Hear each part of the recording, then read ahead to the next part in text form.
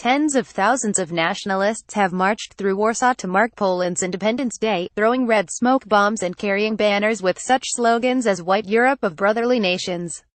The march, organized by farright groups, was one of many events marking Poland's rebirth as a nation in 1918, overshadowing official state observances and other patriotic events. Police estimated 60,000 people took part.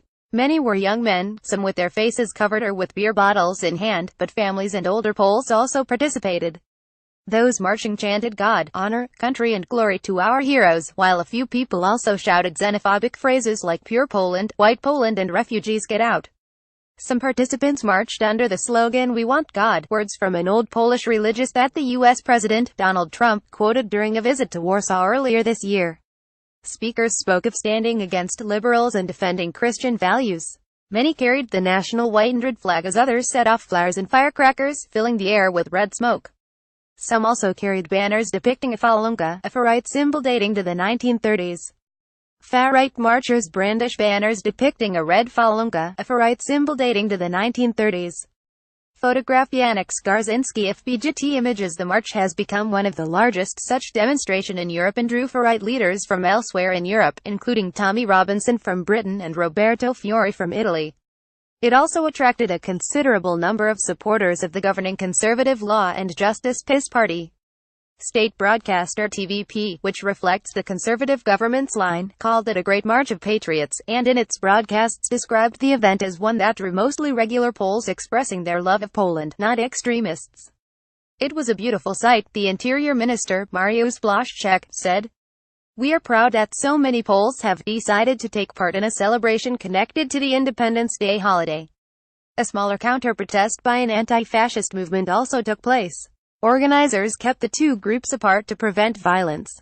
However, there was one incident in which the nationalists pushed and kicked several women who chanted anti-fascism slogans and had a banner saying "Stop Fascism." Polish nationalists carry a banner translating to "We want God" during a march in Warsaw. Photograph Jacek Zykiep. "I'm shocked that they're allowed to demonstrate on this day.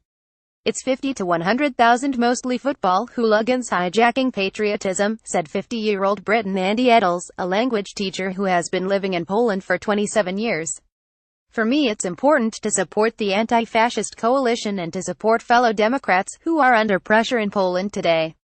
But main march participant Kamil Staszalek warned against making generalizations and said he was marching to honor the memory of those who fought for Poland's freedom. "I'd say some people here do have extreme views, maybe even 30% of those marching, but 70% are simply walking PC, without shouting any fascist slogans," he said. Earlier in the day, the president, Andrzej Duda, presided over state ceremonies also attended by the European Union President, Donald Tusk, a former Polish prime minister.